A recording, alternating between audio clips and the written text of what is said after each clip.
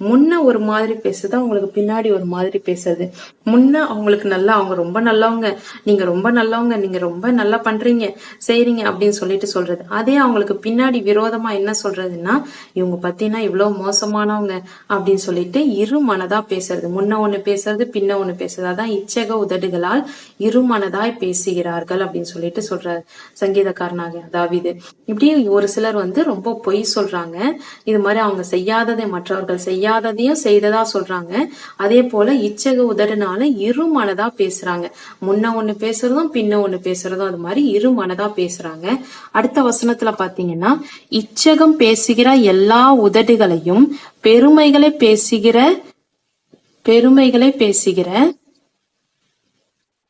பெருமைகளை பேசுகிற நாவையும் கர்த்தர் அறுத்து போடுவார்.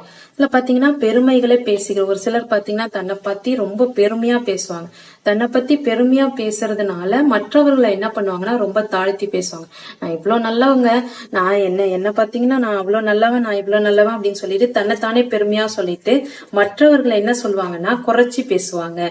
அவங்க எல்லாம் அவ்வளவு நல்லவங்க எல்லாம் கிடையாது, அவங்களுடைய கேரக்டர் பாத்தீங்கன்னா அப்படி இப்படின்னு சொல்லிட்டு பின்னாடி தேவையில்லாத பொய்யெல்லாம் சொல்லுவாங்க. இப்படி பெருமையா பேசுகிற உதடுகளை நாவ கர்த்தர் என்ன பண்ணுவாரு, ஒரு நாள் அறுத்து போடுவாரு. கர்த்தர் என்ன பண்றாரு, அவங்களுக்கு அந்த பிரியம் இல்லாத பெருமையை பேசுகிற நாவை கர்த்தருக்கு பிரியம் இல்லாதது. அதனால ஒரு நாள் என்ன பண்றாருன்னா அறுத்து போடுறாரு.